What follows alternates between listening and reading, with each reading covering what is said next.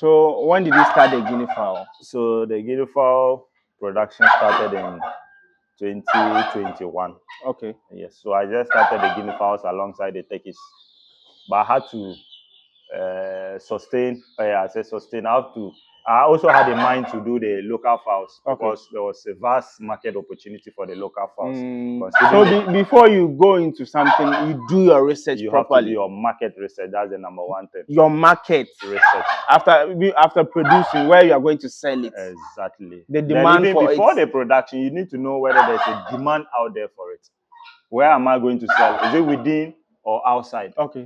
Then if it's within, then technically you do the market research, and that gives you idea of the weekly demand for guinea fowl and guinea fowl related products. Okay. It can also give you an idea of the monthly demand. Okay. Exactly. So with that, you are able to get the demand and the supply. Then when you do the balancing, then you know whether there's a market opportunity or there's no market opportunity. Okay. So if there's a lot of supply, if the supply is limited and the demand is high, then invariably there will be high market opportunity for that product. Okay. But if the demand is less and the supply is high, you see at the end of the day, a lot of people will be competing. They'll be choked. Yes. So in that case, you will limit it. You produce and you can't sell. Okay. And when you produce, these ones, they have a maturity period. So if you have intention of producing the best up to maturity and selling, you produce and they are matured, you can't sell at a go. You have to keep them for an extra period. Yeah. And the extra days or the weeks or the months will come with an extra cost. Sure. Exactly. Sure. And you won't see any change in their size and other things. Okay. So you did your fowl, the local fowl. How was it? It was great. Okay. It was great. At some point, the market was even overwhelming. Okay. Normally, I look at the entire value chain. So with the local fowls, there are the demand for the local eggs is limited. Okay. The demand for the local chicks is high. Okay. Then the demand for the matured and even the young ones is also high. Okay. So in that case, when you realize that you don't sell local fowl eggs or local chick eggs, you have to either sell the day old or 1 month or even around 2 or 3 months. Okay. And you also raise some for maturity. So it all boils down to your plan. Yeah. And everything you should work around your plan.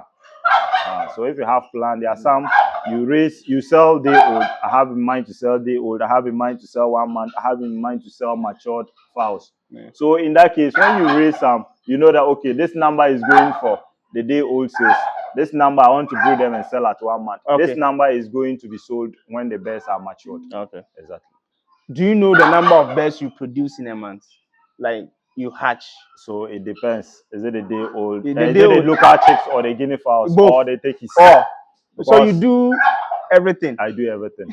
So now my concentration for the poultry aspect is the local fowls, okay, the guinea fowls, okay, and the turkeys. These three things. These three things. So each of the category, I consider the market for each of the stage of the value chain. Okay. If it's the local, if it's the turkeys, I know turkeys, mature turkeys in our part of the region, it doesn't sell high as compared to other regions. And rather the demand is for day old and the eggs, not the eggs as well. Yeah. Then the 1 month or a little above 1 month. Okay. But if you come to the guinea fowls too, that one throughout, you have high demand for eggs, high demand for day old, high demand for 1 month and above, and high demand for matured ones. Everything about guinea fowl is high. It's high. Wow. Now, if you come to the local fowls, the demand for the eggs is limited. The demand for the local, the day old is high. Yeah. The demand for the young ones is high. And the demand for the matured one is high. So you need that information to be able to know the production capacity or the production, the number of outputs that you need to churn out at each of the stage. Wow. Now let's stay to guinea fowl. Guinea fowl, people say the first stage is very difficult. I mean brooding. Brooding, yeah. So take us through brooding. How can I brood successfully? To have a successful like day old, like you brood them? to 1 month or 2 months or to when you want. Let's do that one. Okay. So with that, I'll have to pick it from the parents. Okay. You know, there are some people, they are not cautious of inbreeding. Okay. So in guinea fowl, or in any aspect of poultry, okay, you need to avoid inbreeding. Okay. Because the chicks, you have to pick them from the parents. Parents will have to lay the eggs for the eggs to hatch for you to get the chicks. Yeah. Or the kits. So if it's a guinea fowl, we call them guinea fowl kits. Okay. And if it's the normal fowl, the chicks, then turkeys, we call them the poult. Poult. Yes. Okay. So with the guinea kits, that one, if you don't get healthy guinea kits, you definitely struggle. So no matter the situation, if the other factors are held constant, you struggle because the kits will not be healthy. So you certainly need to avoid inbreeding from the onset, from the parents. You don't source eggs from one farm. Okay. If you want to be a breeder, don't source eggs from one farm. So let me break down. Someone might misconstrue that. Yeah. If I want to raise the birds for maturity, up to the matured stage and sell, you can source from one farm. Okay. But if you want to breed, that's taking care of them, then they will come and lay for you to hatch. You don't source from one farm. Okay. Because the potential of inbreeding is very high. Sure. So you have to source the eggs from different places. Let us know what is inbreeding. You know, inbreeding is when the parents are from the same family. Okay. For instance, my case, you come and buy eggs from my farm. Yeah. They are all from the same parents. It's the same guinea cock. Yeah. That crosses the guinea hen. Yeah. And it produces the egg. Yeah. You get it? Yeah. So you can also go and pick it. Then their offsprings would definitely have to be interbred with another offspring. Okay. Not necessarily from the same farm again. So doing the same farm is where the same family is where the inbreeding comes in. Okay. So you have to avoid that from the onset. Okay. But he made something clear. Let's be clear here. He said if you want to raise it to mature and sell for meat, that one there is no problem. But for them to lay, for you to also hatch or sell the eggs to others, avoid the inbreeding. Okay. It means that from the word go, you have to source your eggs from different farms. Okay. Exactly. Maybe 50 here, 50 here. Okay. Then so at the end of the day, they are from different family. I think we are learning here. So when you get that, it means your offsprings or your guinea kids are healthy ones. Okay. So now you come to the actual brooding. Then the actual breeding, there are a lot of factors that come to play. Normally, the temperature and the humidity, the feed, then the medication. Okay. So with the temperature, each of the weeks have a desired temperature that they should be given. Okay. Or regulated. Okay. So now if it's the first week, ideally the temperature should always be between 35 and 37. Okay. So it varies. First week. Okay. So you have to keep them at that particular temperature. Okay. Exactly. So then in that case, if the temperature is high, it means the humidity will be low. Yeah. Guinea fowls, ideally, they don't want high humidity. Okay. They want high humidity when they are hatching. Okay. But when you are brooding, that's why guinea fowls, especially the brooding, most of the good work is done in the northern part, unlike the southern part, because of their weather. Their weather doesn't favor the brooding. Okay. Because of their too rainy season, it means you always have cool times. That means you have to produce more heat. Exactly. Okay. So guinea fowls around the early stages, that's the day old. The brooding normally is from day old up to 6 weeks. Up to 6 weeks. Exactly. Okay. Yes. Up to 6 weeks. Okay. And basically the brooding is just providing heat or the suitable conditions for the birds to grow. Yeah. So I bring in my day old, or after hatching my day old, the first day, what do I need to do? So the first day, most often, I find it very, I don't know, should I say funny? Okay. There are instances, I get comments from people, that, oh, I came and bought the Guinea kits. You know, sometimes I provide training Yeah. or guidelines as to how to brood, especially those who come to buy from me. Yeah. There are some people who just come, for instance, you are from Zuarungu. Yeah. You come and pick the eggs from here to Zuarungu. Yeah. The distance and the heckling is not that much. So when you get there, you don't need glucose. Okay. Glucose is to provide energy. Okay. So it's when you are bringing the birds from a far distance that you need maybe glucose. From Tamale, exactly. Or you are picking them from here to, for instance, let's say Burkina or Yellow. Okay. You get it? Yeah. And sometimes the nature of the road will also inform you. Yeah. If the birds are stressed up. And glucose is not an anti-stress. Okay. Glucose is energy to resuscitate the birds. Okay. And anti-stress is a vitamin. Okay. So if the road is no good, you need an anti-stress. That's the vitamin. Okay. The glucose is only to provide energy. It's just like the footballers will come, they will play, they will break, and they will just give them some small quantity of glucose just to regain the energy. So from the day old, you need the first day, you need antibiotics, then vitamins. Okay. The first day. Okay. So the vitamins is to boost their appetite, because when you remove them from the incubator, they are dry, you remove them. They don't know how to eat. Yeah. Believe me, when you put them down, they can't distinguish feed from any other material. Yeah.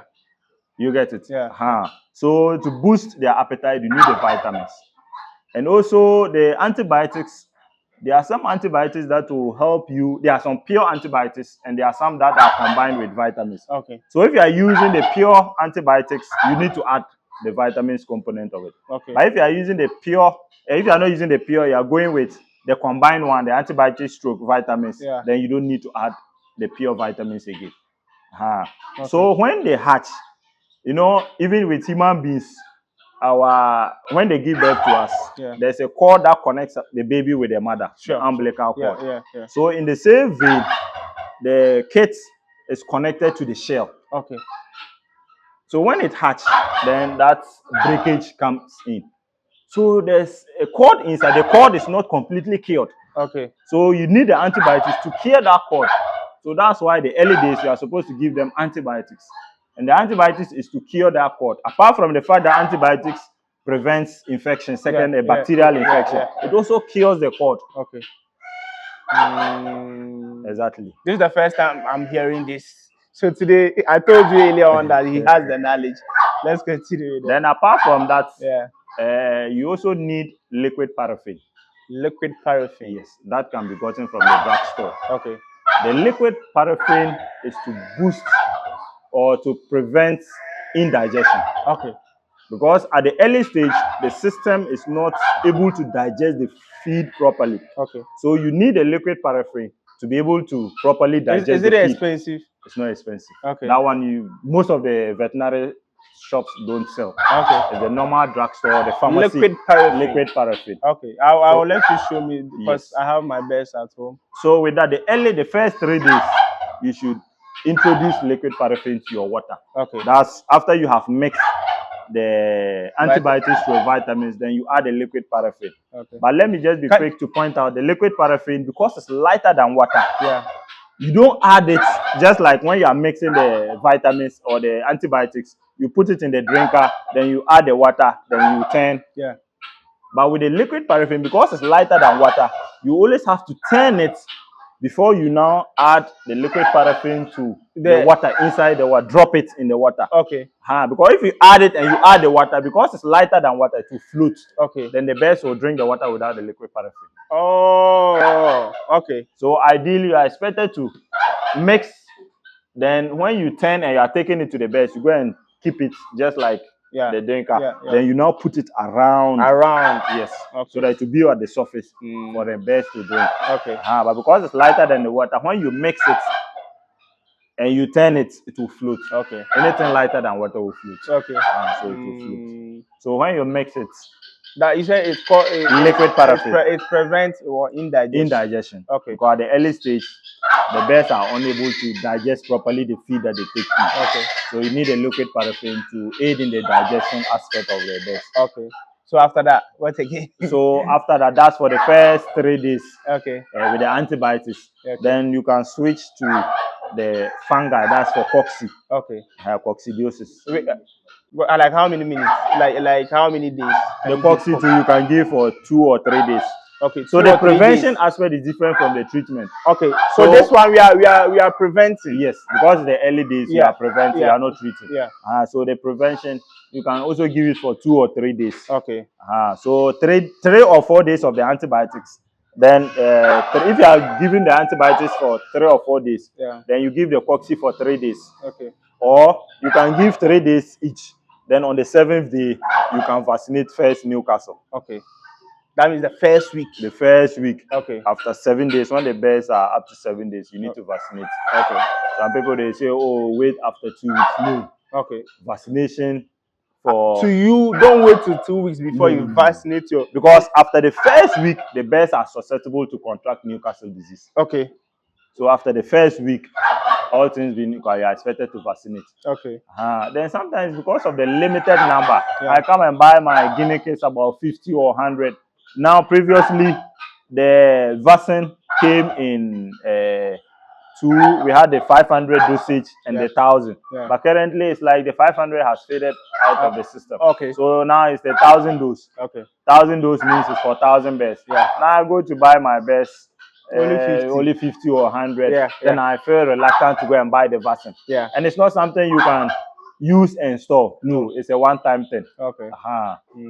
So in that case, most people feel reluctant to buy. But at the end of the day, you look at, if you don't vaccinate and there's an outbreak, the devastation, the vaccine is about 140 cedis. Okay. So that varies from shop to shop. Okay. Let me be honest. Yeah. But if you compare the devastation that will occur, you realize that it will do a whole lot of good when to you vaccinate. Okay, wait till the attack. And with that one, if the bears are attacked or infected, you can't vaccinate. Okay. Because their immunity is already down. And because it's a vaccine, and that's a live vaccine. The live vaccine means that it's in their system, and from time to time, you need to boost. Okay. So there are instances some people will say, oh, I vaccinated my bears, and they still contract Newcastle. Okay. If you vaccinate and you allow some long period before you revaccinate, the bears can contract again. Okay. So after my 7 days that I've vaccinated, when do I need to vaccinate again? So if it's the guinea fowls, because they are hardy, you can give the first, then maybe in about a month or 2 time, then you vaccinate again. Okay. Exactly. But unlike the poultry that we have, even that one, if you give the first Newcastle, that's the HB one, you have to go another after Gumboro, you have to come again. After 2 or 3 weeks, you have to vaccinate the second Newcastle, that's the Lasota. But with these ones, after the first Newcastle, you can sustain them for about 2 months. Then before you revaccinate to boost their immunity. So after that, you are done with vaccination. You are done because they normally it's the Newcastle that breaks them. Unlike other poultry where you have the Gumboro. But there are some people who vaccinate Gumboro, but I've never vaccinated my guinea fowls against Gumboro. And our part of the region, Gumboro is not that devastating as compared to the southern sector. So the southern sector, they don't rather also encounter a lot of Newcastle. So that's one of the reasons later when I realized, I said, no, with the poultry, doing the poultry is not beneficial in this region. That's why I had to switch, because Newcastle is very rampant and it's an airborne viral disease. So because we have the northeast trade winds, so normally it's severe around September. From September, that's when the northeast trade winds will get the harmattan. That's where they are. Even November, December, you say, oh, some people will complain that, oh, my bears are just there, and all of a sudden they are sneezing, they are coughing. So the Newcastle comes in 3 forms. You have the nerval form or the nervous form. That's where you have the bears twisting their neck. They can twist it to 360. Yes. And we have the respiratory aspect. They can also be sneezing or be coughing.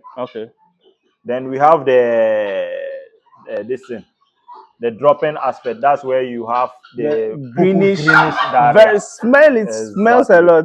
Greenish diarrhea. So these are the 3 forms that it comes in. Okay. Okay. I see. So going back to the so after the 7 days that you vaccinate, then you can give them plain water. Okay. Ordinary water for about 3 or 4 days. Okay. Or even up to a week. So it depends. Different people, different management systems. Okay. So I wouldn't want to just be specific. Okay. But after the vaccination, and after every vaccination, you need to give them multivitamin, antibiotics. I said antibiotics, sorry, multivitamin. Multivitamin after every vaccination. Okay. You need to boost their immunity. Okay. Or the vaccine compromises their immunity. Okay. So you need to give them multivitamin for about 3 days. Okay. For them to regain their immunity. Because the vaccination or the vaccine compromises their immunity. Then for them to regain their immunity, you need to give them multivitamin. Okay. Exactly. I see. So after the multivitamin, then you can give them plain water for some time. Okay. Then before you can go back. And you shouldn't be fan of using the same antibiotics. Okay. You should be rotating them. Okay. Because at some point the birds will develop a resistance. But I fell in love with this antibiotics 3X or something like Antibiotic 3X. Yeah, antibiotic 3X. So if you are a fan of giving antibiotic 3X, a time will come and each of the antibiotic has a particular ingredient. You don't just go in for an antibiotic just for the fun of antibiotic or because you love antibiotic 3X. Yeah. Each of the antibiotics will have a particular ingredient that constitute that particular antibiotic. Some of them you have a number of ingredients coming together. Yeah. So that's why sometimes you go and there are some antibiotics they will write a broad spectrum. Yeah. Meaning it's not only one ingredient. Sure. So you should be mindful of that. It shouldn't be because I love antibiotic X, you go in for antibiotic X. Okay. No. I see. Each of them should be tailored to a particular. Each of them should be tailored to a particular bacterial infection. Antibiotics keep bacterial infections. Okay. So each of the bacterial infection will inform you the kind of antibiotics you should go in for. Okay. So it shouldn't just be because I'm a fan of antibiotic X or I'm a fan of pen strip. Yeah. Then any bacterial infection, just go in for a particular antibiotic. Okay. When does deworming comes in? Yes, for Guinea fowls, it depends. There are some that introduces their birds to the outside environment at the early stage. Yeah. Even after, so ideally with the brooding, the birds are supposed to be, they are supposed to attain 6 weeks before you introduce them to the outside environment. Okay, 6 weeks. 6 weeks. Okay. Ideally, or the standard practice. But you know, management practices vary from farm to farm. There are even some after first week you can introduce them outside. Okay. But the best practice is after 6 weeks. Okay. That's where the birds would have developed their organs and some feathers to be able to withstand the harsh conditions outside. So if you introduce them early, it means after 1 month. Because they would have been introduced to a lot of maggots and other. So it means after 1 month you should vaccinate. Okay. I said sorry. You should deworm. Okay. Then after the first dewormer, given an interval of 1 month before the second dewormer. Yeah. Then after the second dewormer, after 1 month you deworm. First, that's the first dewormer. Okay. After you've given them the first dewormer, it should take you about a month again before you give them the second dewormer. Okay. Then after the second dewormer, you should be giving ideally every 2 months. Okay. That's deworming. That's deworming aspect. Okay. Wow. But if you also want after every 1 month, you can be deworming. Okay. There's no problem. There's no every 1 month you can do it. But ideally, the standard practice. The standard practice is what you should always abide with, or abide by. Because the standard practice, worms, they also need some amount of worms. Worms also play a role, but it shouldn't be too much. Okay. I quite remember I lost one of my calf. My cow gave birth.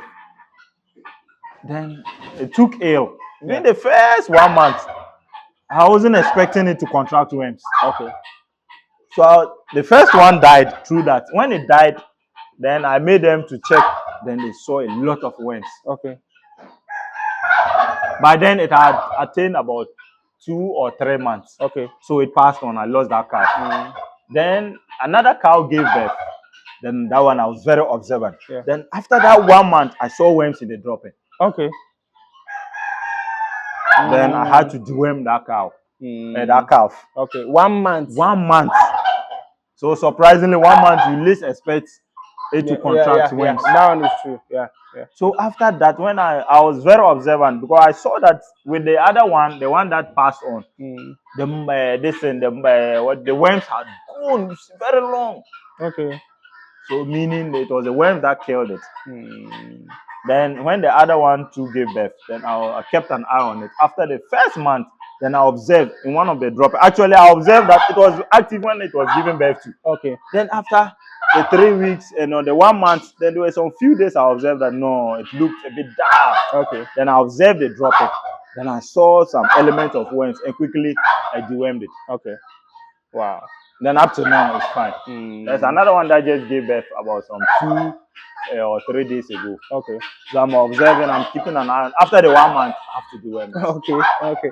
So that's why you said the human commitment comes. Exactly. Okay. But you have to be observed all the time. Because they are not human beings. If it's a child, I say, oh, my stomach, oh, my headache. Yeah. Or even a baby self, sometimes unable to communicate. Yeah. Unless they do lap. Sure. Okay. But with the birds, when you observe their droppings, the dropping that will communicate to you what is wrong with them. Okay. You don't just come and feed the birds and you leave. Okay.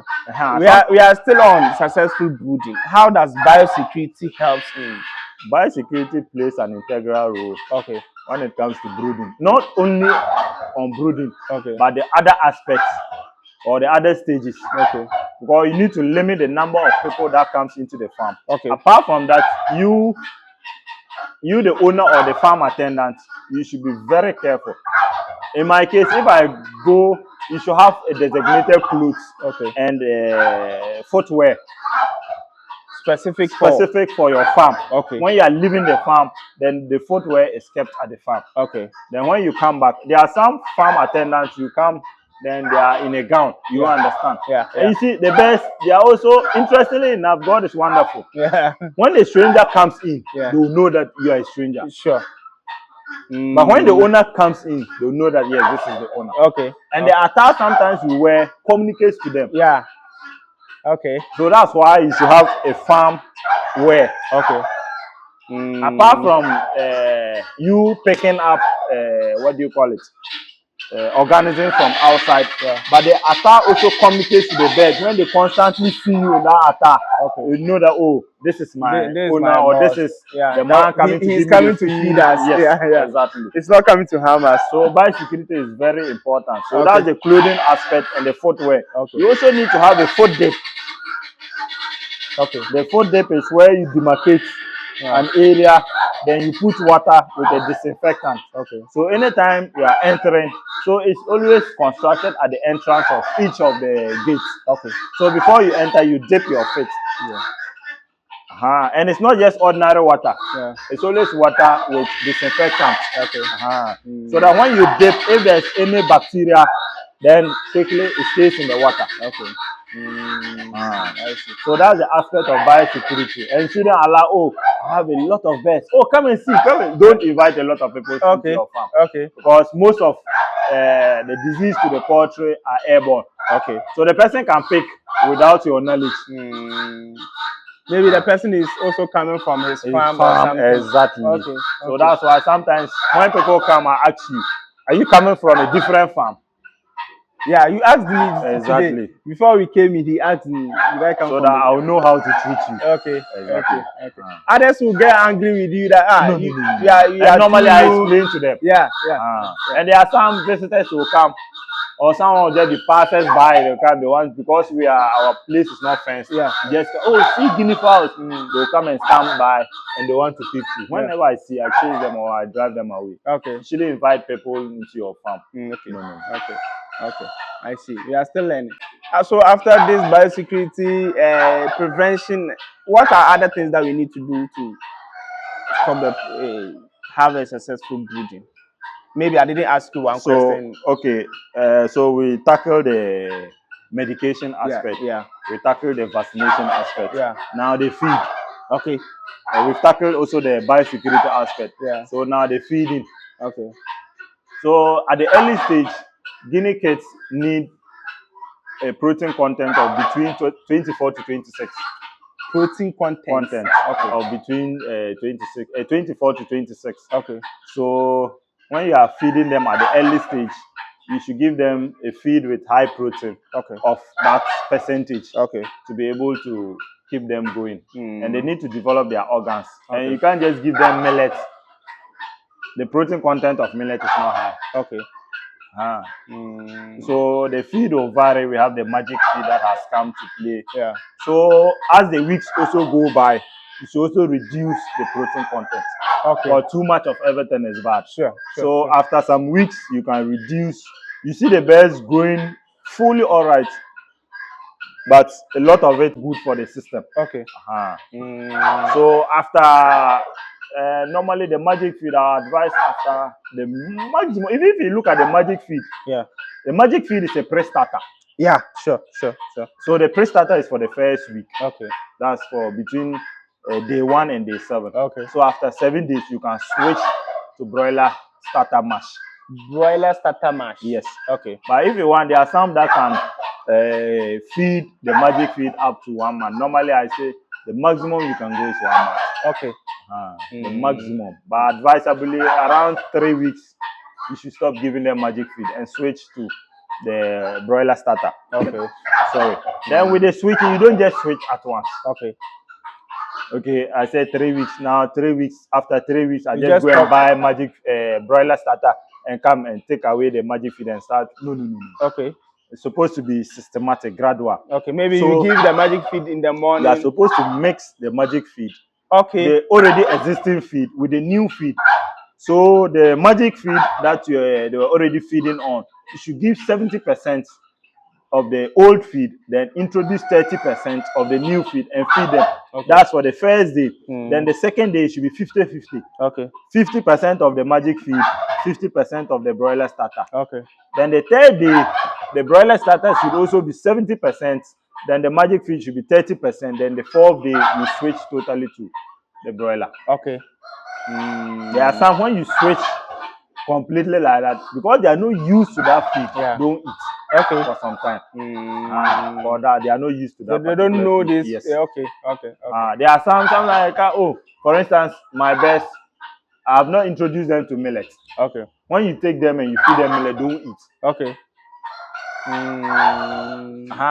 So there are some people, when they even come to buy, some come to buy 1 month. Then they don't even ask you the kind of feed that they were feeding on. They will take them to their farms.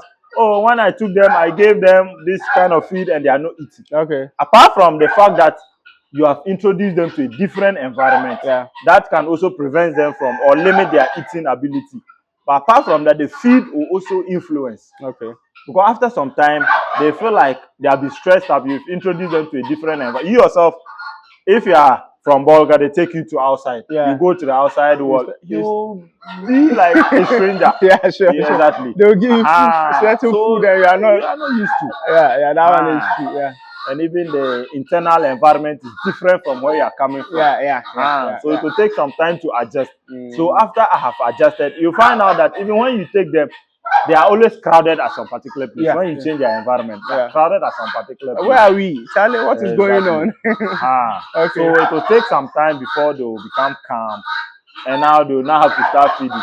So if I calm down and the feeder I was used to is not giving, I'm going to see another different feed. I will definitely stay away from that one. Is true. So that aspect has to be taken care of. When you are going to, when you buy or purchase birds, you need to ascertain the kind of feed the former owner was feeding them on before. So when you go, then even if I want to start them on millet, but I certainly have to start from the feed that they were feeding on, then I'll gradually introduce whatever new feed I have to introduce them to before. I see. So that's the feeding aspect of it. This is a blueprint free consultation that he is giving us. Just this, I don't just do interviews. So this one is the free consultation that he is giving us, how to brew successfully. Then also the last aspect is where you are placing them, either the brooder box or there are some people who do the circular brooder. They don't use the brooding box. They will use a plywood and carve out, so that you avoid corners. And that's the important thing I must also mention. But with the, what do you call it, the motor box, you have a lot of corners. Okay. So if the temperature drops, earlier on I mentioned the temperature. So if the temperature drops, meaning the place is cold, then they'll crowd at the corners. So you have a lot of stampede. Okay. Yeah. Or any strange noise. Yeah. Sometimes you find them crowding at some particular place. But with the circular brooder, that's the advantage of the circular brooder. Okay. Against the motor box. So the circular brooder, you don't have corners. Okay. I see. Then also the ground. You should when you are, even if you are using the motor box, the ground before the motor box, on top of the motor box, you are supposed to underline it with sawdust. Okay.